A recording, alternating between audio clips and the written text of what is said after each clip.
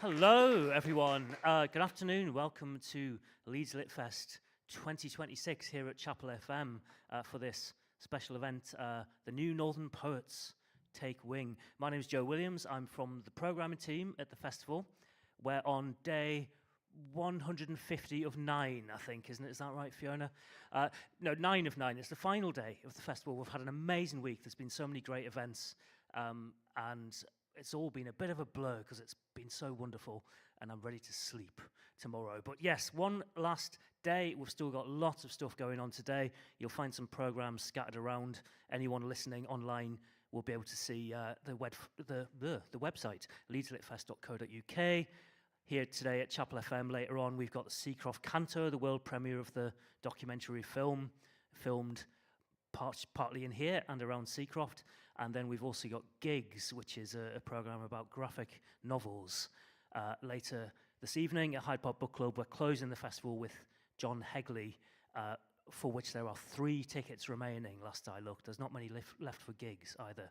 So if you want to come along to those, do be quick.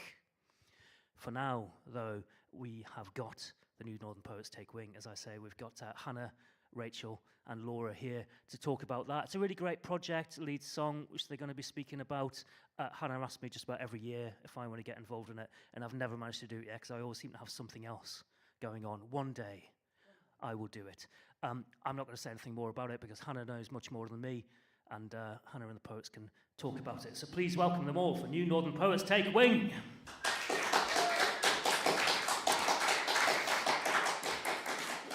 Thank you very much, Joe. So I am here with Rachel Curzon. Hello. And with Laura Strickland. And we are all poets, and we all do lots of other things as well. And the ethos behind this particular event was to talk about our poetry journeys, what it feels like when we win wonderful accolades like being New Northern Poets or whatever it is we did. I think my biggest achievement was being Poem of the Week in The Guardian, which is now so many. I keep saying it was last year, but it wasn't actually. It's receding into the distance. But the other thing that brought us together is we've all contributed to this amazing project called the Leeds Songbook, which is where we put poets and composers in a room and we have a mad speed dating event and then they produce a song. So before we talk about that, I'd like to ask Laura and Rachel to say a little bit more about themselves and their poetry journey to date. Laura. So I think I've probably been writing consistently, probably for about 8 years, but I was a secret poet for a long time, writing really horrendous things about women in hospital beds and roses next to them dying. That was my thing at school, and I remember my teacher saying, "That's really morbid, Laura," and I was like, "Yeah, it is." But I think I've moved on from that kind of morbid poetry. But yeah, I think last few years submitting to journals. I did an MA in poetry at Manchester Met, which has helped me so much, and I wrote poems there that I wouldn't have written, I think. And just being part of the poetry community, I've met some amazing people. I mean, I've got loads of new friends through poetry. I often say to people, poetry didn't save my life, but it gave me a life, for sure. Being a carer.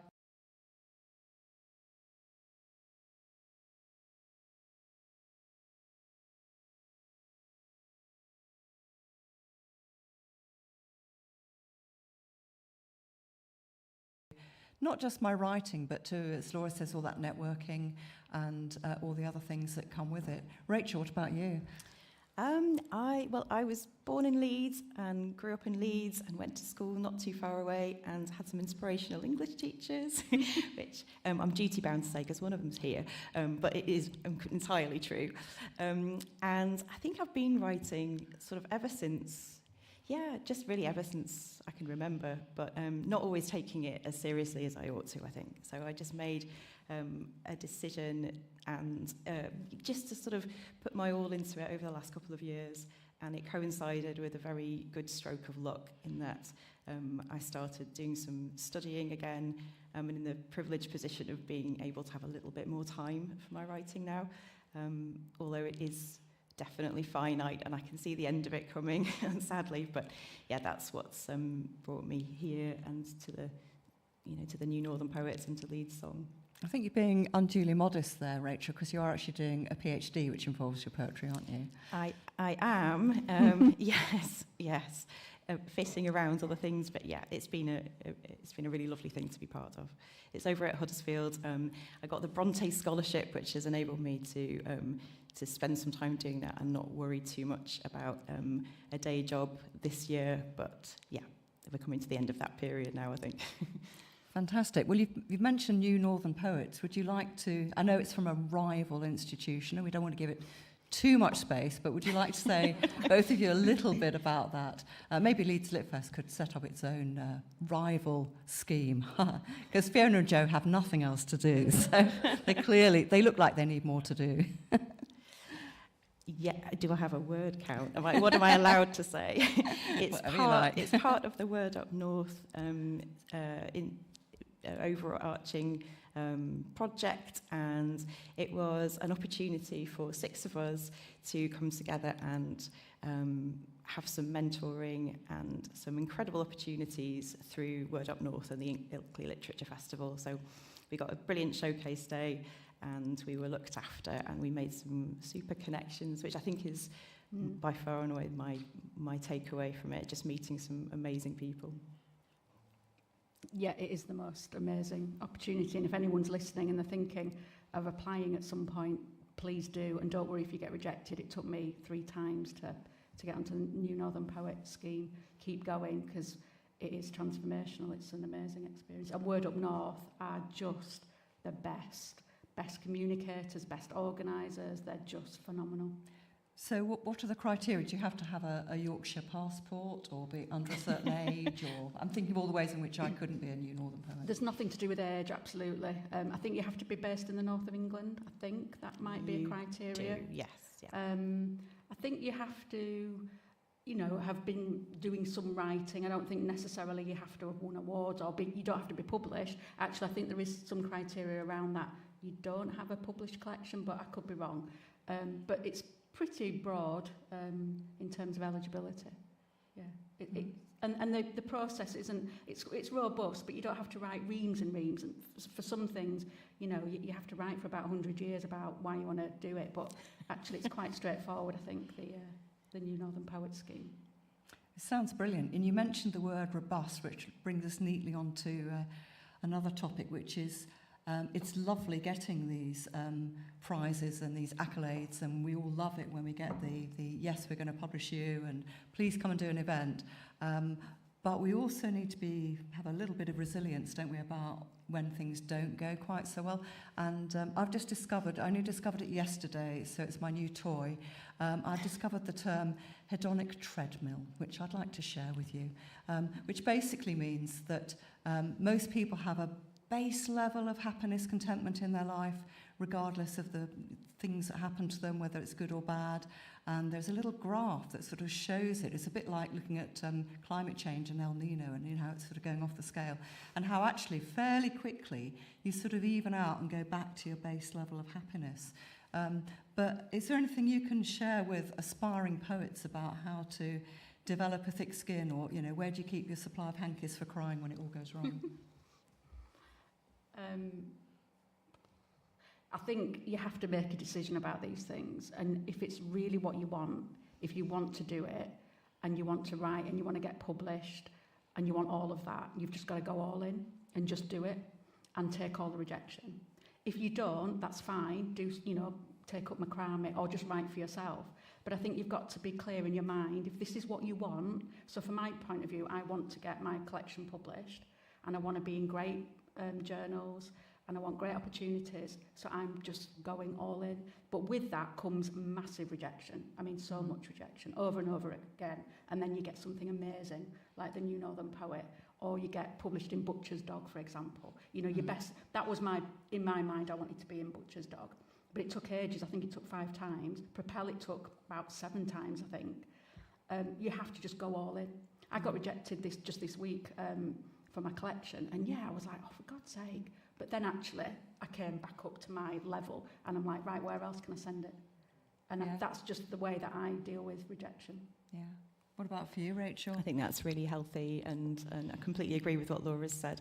I think I guess for me, I haven't always thought too much beyond the writing of the poem, and that seemed to be the most important thing for me, to write what I needed to write or what I wanted to say.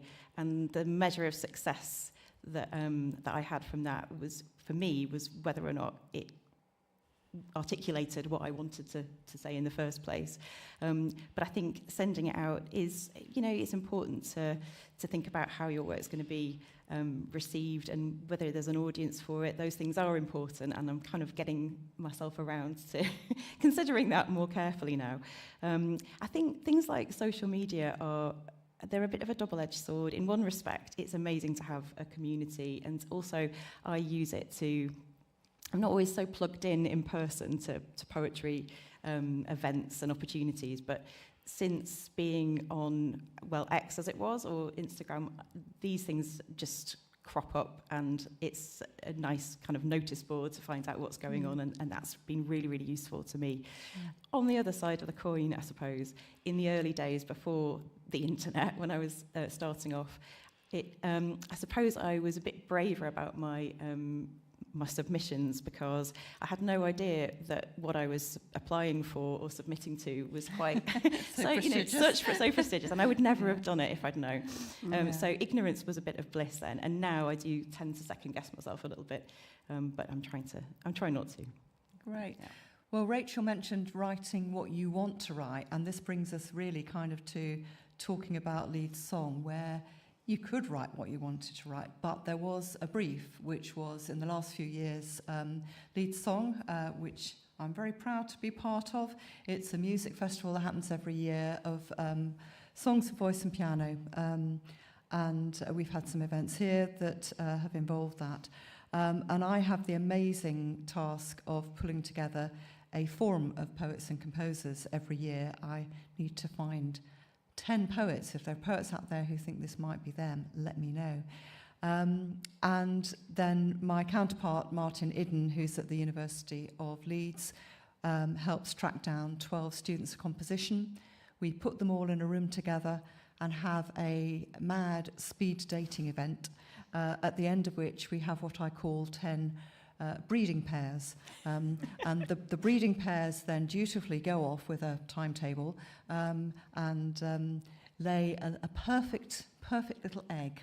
And the perfect egg is a 4-minute song for voice and piano. And it has to be, in the last 3 or 4 years, part of this idea of the Leeds Songbook. It has to be about somebody in Leeds. So in between hearing the various songs that we've written, we're going to talk about how we chose our subject, what it felt like collaborating with the composers.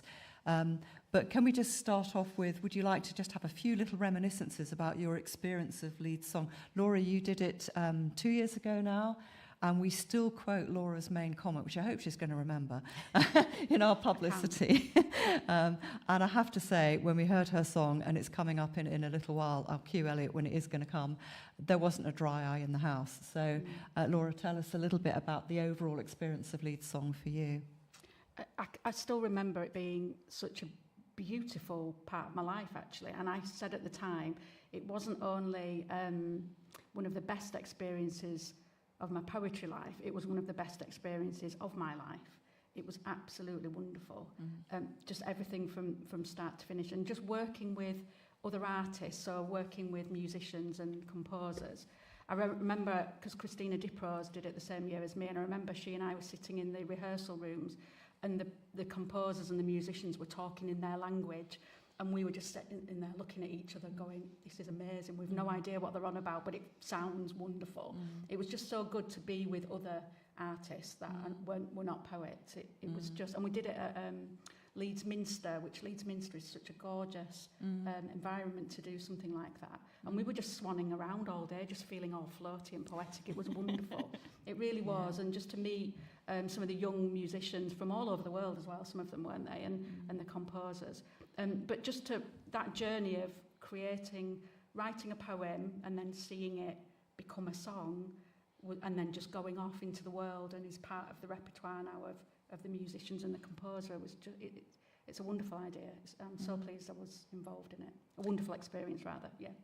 Yeah, well, we were really delighted to involve you in that. And these songs, when they've been written, are given to the artists that Laura mentioned, who are called the young artists, and they're recruited each year. And they're the calibre of singers and pianists who go on to become Radio 3 New Generation artists. I mean, they are professionals.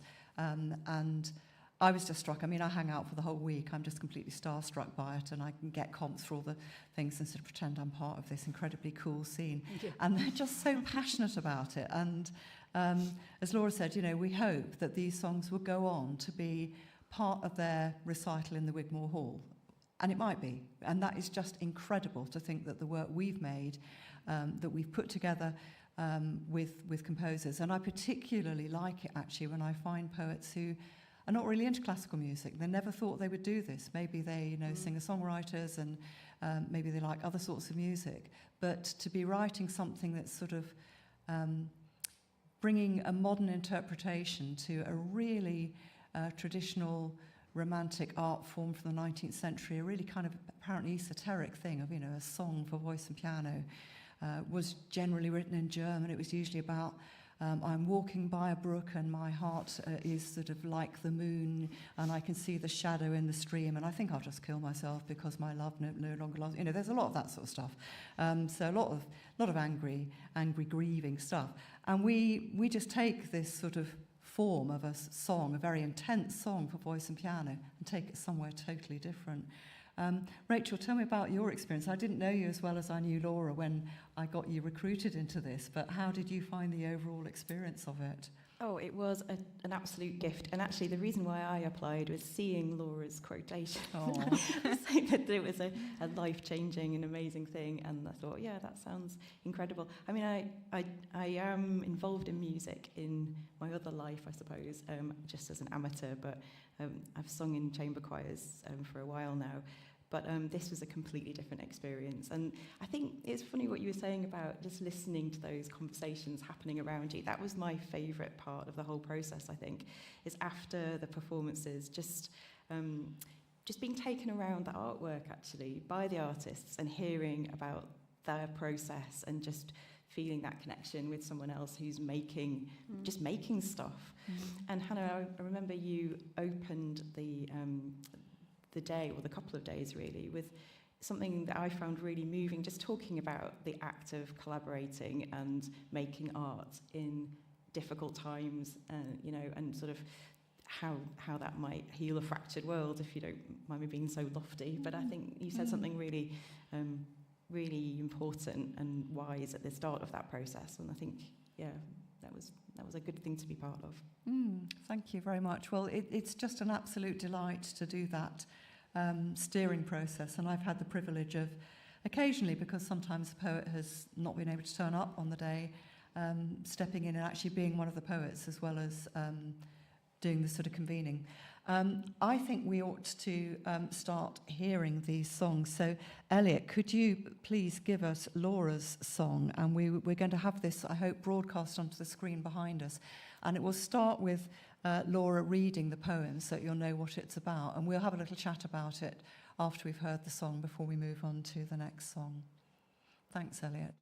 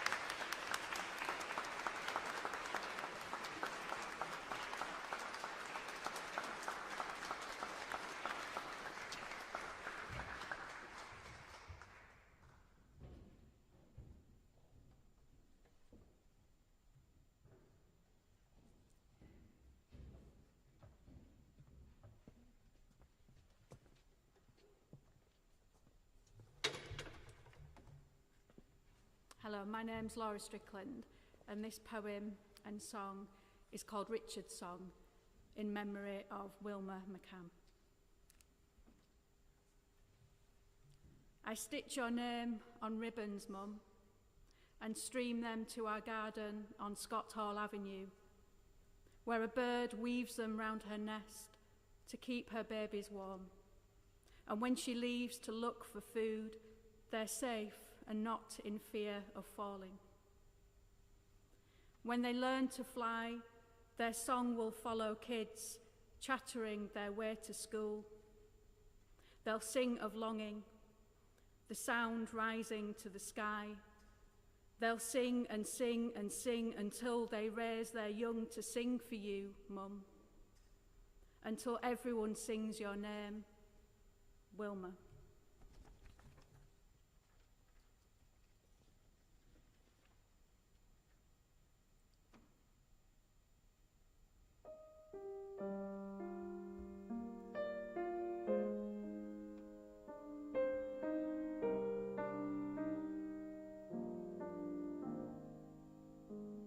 I stitch your name on ribbons, Mum, and stream them to a garden on Scott Hall Avenue, where a bird weaves them round her nest to keep her babies warm.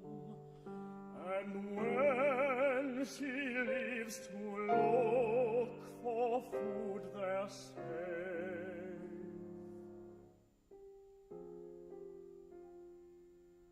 and not in fear of falling.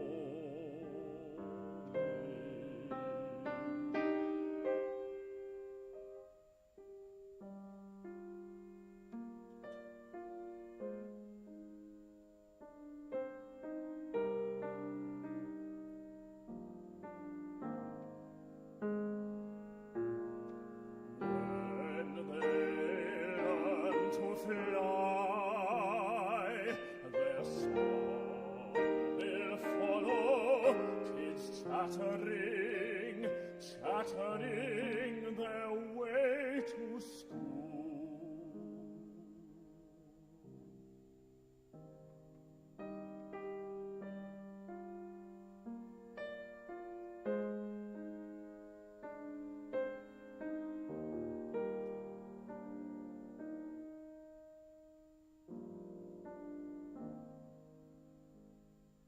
They'll sing of longing, the sound rising in the sky. They'll sing and sing and sing until they raise their young to sing for you, Mum.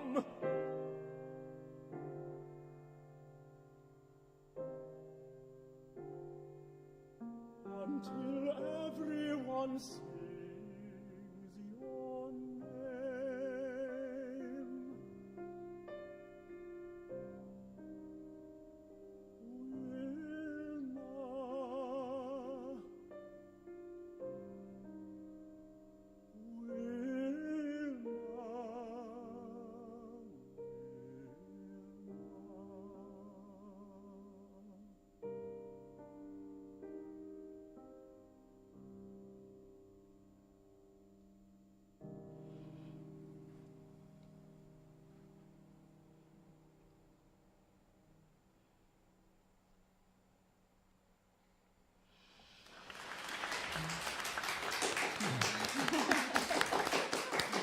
Wow.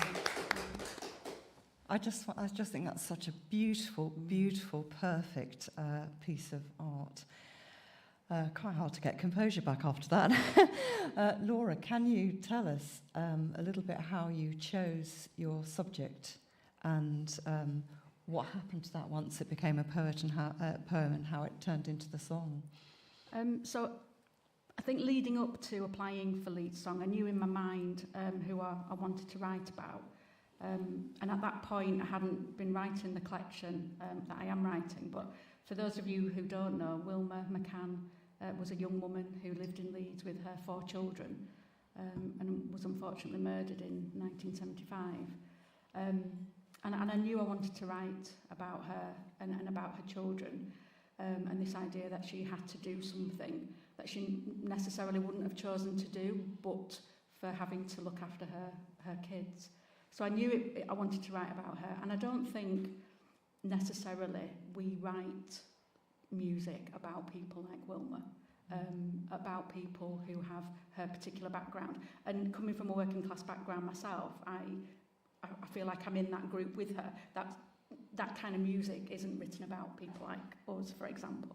So I knew I wanted to write about her.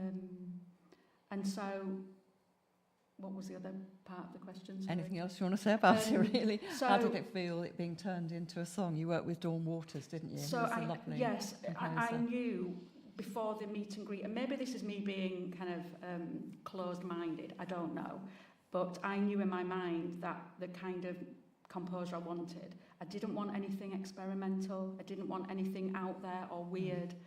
I wanted it to be tender and loving and beautiful, and Dawn Walters absolutely delivered on that. And then to have the 2 lads who got it as well. Tom, who is the singer, he's now in Milan in some opera, being wonderful, and Ben on piano is the organist at Manchester Cathedral now. So to have them understand the tone of the poem was wonderful. Yeah, I think it is a beautiful, really beautiful song, and I think we did her justice. I think you did, and it's a real privilege to hear it again. We're going to sort of build from that really and think about how other ways in which songs can come into being, and the song that I most recently had performed with Leeds Song is much more of the experimental type, but I wanted to include it because for me, thinking about choosing a subject, I'd just started, when we had the meet and greet in November, I just started working with LASSN, Leeds Asylum Seeker Support Network, and I'd met one of the guests in the houses that we support where I work as a housekeeper, and I was very struck by the fact that although he had virtually nothing, I mean, these guys come to us sometimes just with the clothes they stand up in, they've been street homeless, they are failed asylum seekers, they have no right to live anywhere, we give them accommodation for a year. And every time I saw him, he shared food with me. And I just felt that was such an amazingly generous thing to do. And I just started kind of thinking about this, and then when the meet and greet came and I had to come up with something, there were a couple of composers I thought, I'd love to work with you. And then I had to be able to say to them, and what would my subject be? And I thought, oh, I want to write about Omar. And I realised that I wanted to bring in lines about swifts, my favourite migrating bird. I now have swift boxes on my house, but that's another whole programme. And to intersperse them with very sort of factual evidence, some of it from Helen MacDonald's fantastic book, Vesper Flights. She's a brilliant nature writer. And facts about birds, about migrating birds and how precariously they exist, and just intersperse that with a very simple narrative about Omar. The composer I worked with did something that was much less lyrical than Dawn, and she explained it. There's sort of tapping on the piano, and she said that was to try and capture, she'd really done a lot of research, to try and capture some of the percussive rhythms that were authentic to the Kurdish background of the guy that I was working with. But I now also realise that actually, now I've got my swift boxes, swifts actually do this thing called banging, where if you've put up boxes, they will come and, the babies will come and sort of tap to see whether that's a place they could nest next year. So we're going to listen to my song, which is less obviously easy on the ear, but that's where that came from. So, Elliot, if you could cue us into my song, that would be great, and then we'll move to Rachel's.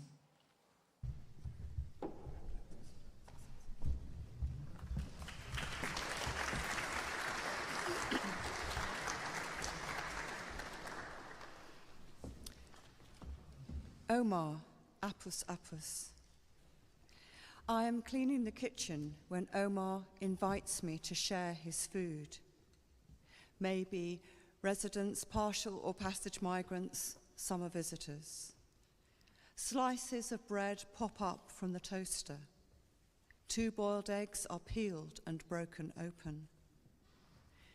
In outbreaks of bad weather, often survive for days without food. There is no honey for the yogurt. He spoons the last of the jam into a dish. Nest in obscure places, in dark and cramped spaces. With a flat blade, he prizes open a handful of walnuts. Spend most of their lives in flight. Sweet steam rises from rose petal tea. Frequently make weather-evading flights. The sharing blesses both of us.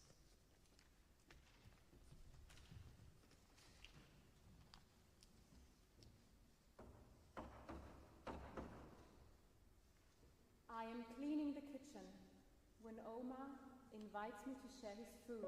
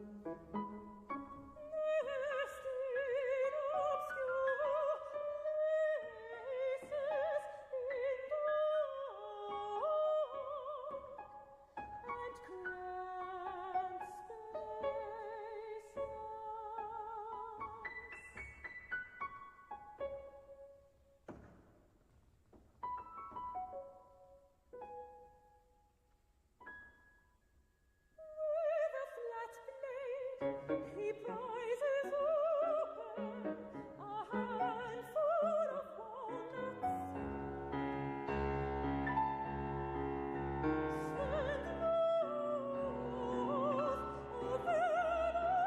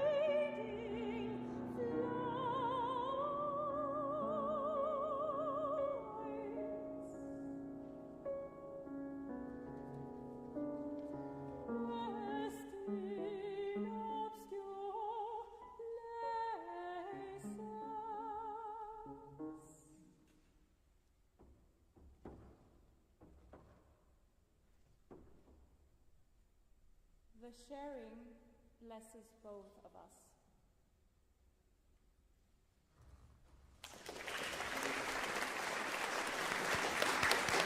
Thank you. There's a sort of strange alchemy when you make part of an art form and then hand it over to someone else, and then it turns into yet another thing. And Rachel, you and I this year for the first time also had the benefit of visual art. Would you like to tell us a little bit about, firstly, the subject of your song, which we're going to hear in a few minutes, and also how you felt about that visual art? I must admit, I was a little bit dubious as to whether we could squeeze in another art dimension into the process, but it was actually quite exciting, wasn't it? Yeah, I'm really glad that you did. I think it really, it was super. My project got very meta because I initially chose to write an ekphrastic poem, so a poem in response to an artwork by Sarah Roberts, who's a Leeds-based artist, and I'd been to an exhibition of hers called Sick at Leeds University quite a few months prior to applying for Leeds Song, and I was completely blown away by her installation. She'd grown up with a father and a sister who were both ill, and she was in a caring role, and she'd recreated a sort of very stylized teenage bedroom with all the paraphernalia of illness in these quite unsettling pastel colours. And she's an artist who also works with smells and scents. So she'd researched scents that were evocative of her childhood and also sort of medicinal scents. And that was piped through the room. And it was just an incredible experience to be there in that installation, really moving. And I knew that I wanted to write about it. So it seemed like a great opportunity to write that poem and explore that. So the composer, Elena Adams, we'll talk about maybe a little bit in a minute, but the artist was Louis da Silva, who is an abstract artist, created these huge canvases. And the one that he created for this project was, again, it took on the colours of Sarah Roberts's own artwork, but did something really interesting with it, took it in a direction that I hadn't seen in my own poem. It was really interesting. He'd put some geometric shapes, some really dense squares down the left-hand side of the canvas, which, you know, they really drew the eye. And just talking to him about it and thinking about my own interpretations, you know, we talked about how those could represent family members. They could be the kind of protective spaces of caring for somebody, but also the sort of slightly prisoning shapes that might confine a person. So yeah, it was just great to have those conversations and learn something new and be part of a dialogue about making. And Elena, I knew from the first day when we all showcased our work that she was going to do something quite experimental, and I think the piece of work that I'd heard from her, she hadn't produced a narrative. She'd taken keywords and phrases and used them in really interesting ways. She was quite keen on repetition and this sort of very mesmeric way of working. And so I didn't have any expectation that my poem would be presented as a narrative. I thought there would be quite spiky and there would be fragmentary kind of feel to it. And that's exactly what there was. And it was incredible to listen to. And you also were allocated, I think for the first time in my memory of Leeds Song, a countertenor, which is a male alto voice. It's actually my favourite voice, and he was just amazing, wasn't he? I think Mine he was absolutely too. brilliant. Yeah. So, Elliot, could we go over now and hear Rachel's song, please, as our final song, and then we'll just have a little wrap-up and a time for Q&A. You might step on a snake. You might approach the water cooler for a cure. It might be festooned greenly. Green coil in the sulphur. Good for you. Snakes in the sick room. Snakes draped hissless on the bunk bed's metal slats. Snakes slipped from their staffs. O Asclepius, Oh, Sarah, rolling and shaping and glazing, hanging her hopeful snakes on the drip that pivots on its casters, that winds a rattling path through all the paraphernalia. That is the glass decanters, the pastel drying rack, the pills, the ceramic dolphins, the bonbons, the pills, the cake stands, the kidney dish, the glitter stickers, the pills, the glass lung, the hula hoop, the glass heart, the bracelet charms, the glass capillary mesh, the trappings. Say it. Sarah moves about healthily, looped with her necessary snakes. Careful sister, careful daughter, winding a path through another's sick room, thinking of the sisters and the brothers and the mothers and the fathers, all moving in sick rooms, all dancing carefully in the spaces where the paraphernalia is not.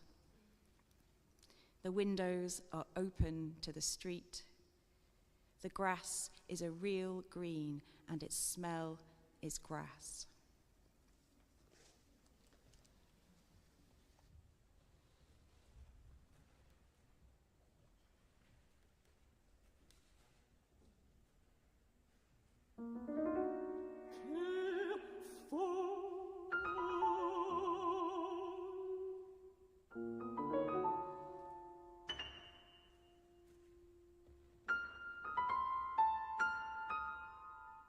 You might spell on a snake. Step.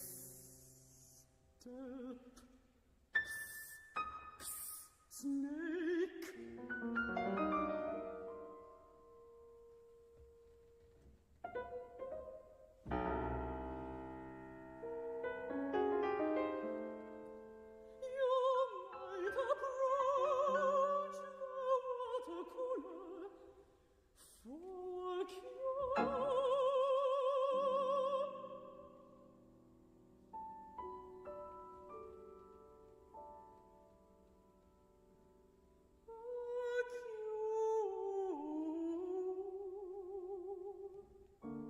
Festund greenly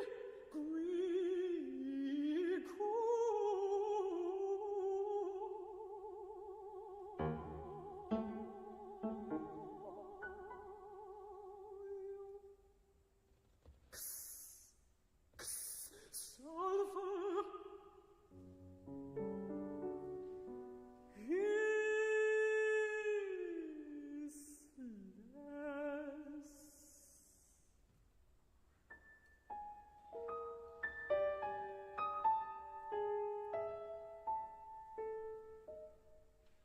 Snakes in the sick room.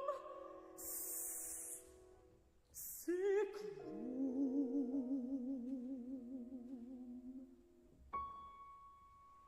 Snakes dripped. Snakes slipped from their stuff. Slats in the sick room, rolling and shaping and glazing, and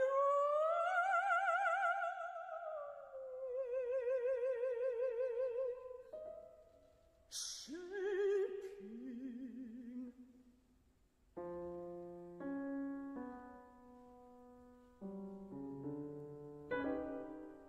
Hopeful snakes hanging, snakes that drip,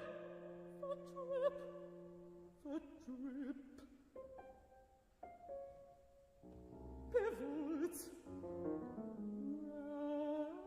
rattling,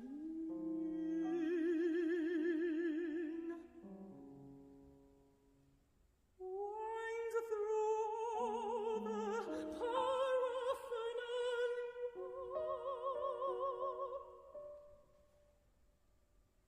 The glass decanters, Past all drying work, the pills, the cake stands, the pills, the kidney dish, the glitter stickers, the pills, glass hot, bracelet charms. Say it.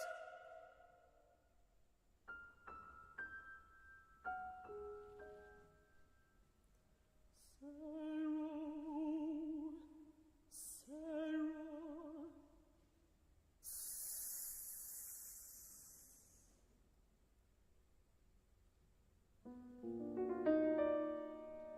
careful, sister, daughter, careful. Sisters, brothers, mothers, fathers, sick rooms. Windows open.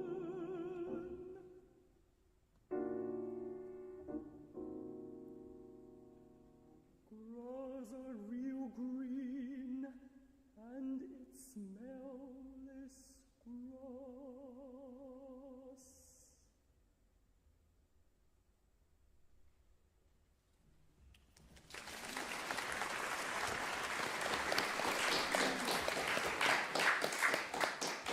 It's lovely to see and hear that again. Have either of you got any final words you'd like to say about the Leeds song experience and how it's changed you and how we could entice other people to take part in it? Well, I'm meeting Dawn, the composer I worked with, next month. We're going to go and see Ben, the pianist, play in Leeds. He's doing a recital in Leeds. And Dawn has got something up her sleeve, I think, to collaborate again. So that'll be really good. And Ben and I have already played the song and read the poem again at an event near his home. So I can see the song moving through the world, which is a lovely legacy from my experience at Leeds Song. So if anyone's listening and you want to get involved, do it. You'll love it. Thank you. Rachel?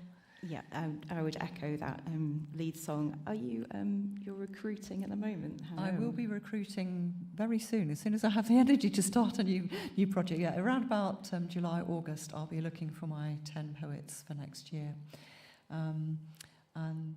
Yeah, it is really special. I've worked with a number of different composers, probably 8 or 9 in the past, and each time it's really moving to see what they do. Are you tempted to try again, Rachel, or someone else? Oh, I didn't know that was an option. Yeah, it's a great opportunity for someone to be part of. And I think, the singer there that you heard,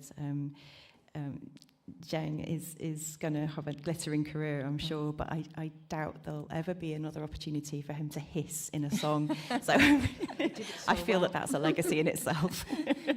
Well, we hope you're not going to hiss. We hope that you might, some of you have some questions. We have about 5 minutes before we need to end. So we have our Valiant team here. I think the Valiant team is represented by Joe, who is going to take the mic to members of the audience. It makes it sound as if we've got hundreds of people here. Hi, thank you for all of that. My question is, when you were writing the words that you knew were going to be, processed by a composer and then by a singer and a pianist, did you modify the way that you would naturally write a poem to do something that felt sort of fundamentally different? A little bit, I think. I think I did. I think I was conscious that of the music of how the composer was going to use my words into forming the music, but at the same time, I felt as if I had to put that to one side a little bit as well and not get too... Because I had an experience years ago of working with a composer who actually wanted to be a poet. She wanted to be she wanted to do the poetry, and it just didn't work because it just got too enmeshed. So I was really conscious to kind of keep that to the back of my mind. But at the same time, when I look at that poem, and I'm not going to say I don't like the poem now, but I don't write in that way with the other poems that I'm writing for the collection on the same theme. So I think I definitely was thinking of how the music would work, I think. Rachel? I think I did modify things slightly. I definitely wrote, the poem was in 3 sections, and I was thinking of a kind of, a musical sort of structure, if you like, with a quiet middle section. And so I think it did filter in, possibly a bit unconsciously, but then when I looked back, and again, I was also conscious that Elena was probably going to be taking words and phrases that she liked, so there was quite a lot of listing in my poem, as you will have heard. And that was, I think, partly because the work that I'd heard from her, that was quite a feature. Yeah. When I'm writing for composers that I work with more often who are writing for choral groups rather than solos, I do think much more carefully. And they will often say, no, you can't possibly have that vowel there at that pitch in that voice. But I think because these are very short-term things, we only have a few weeks to get it all together. Whereas, if I'm working on a couple of opera libretti at the moment, and that will be, several years of work, and it will go through lots of iterations. So I think the immediacy of this means, you sort of create in a particular way, and then they interpret in the way they want to, don't they? So yeah. Fiona. Just a comment, really, and then a question. I have to say, all 3 pieces were absolutely stunning. And I will remember them in the future, and I'm going to come to some Leeds song stuff. Hannah, you've recruited me. Thank you. Very glad to hear it. Honestly, beautiful work.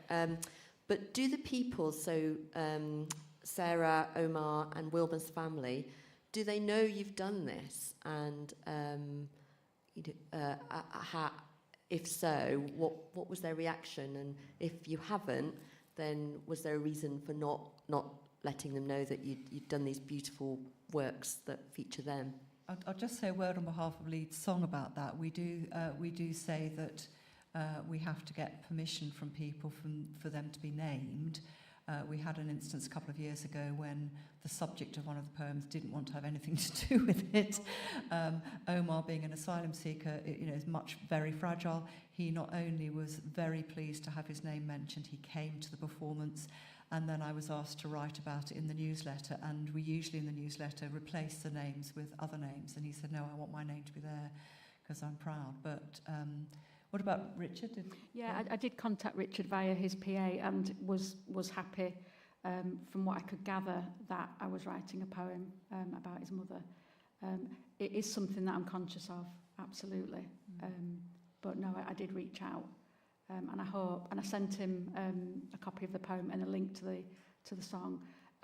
But you've just got to be careful, I think, not to push too hard. But I sent him it, and I hope he liked it. I'm sure he liked it. It was amazing, Laura. It's the first time I'd heard that. It was really incredibly moving. Yeah. So Sarah was really generous, actually. She was going to come and listen on the day, but she was not very well. But she was really lovely about the link that we sent her, and her exhibition is actually back in Leeds, so it was a really nice kind of full circle moment for us. Yeah, and the point of the subjects of the Leeds song is that it's just anybody in Leeds. It doesn't have to be a famous person.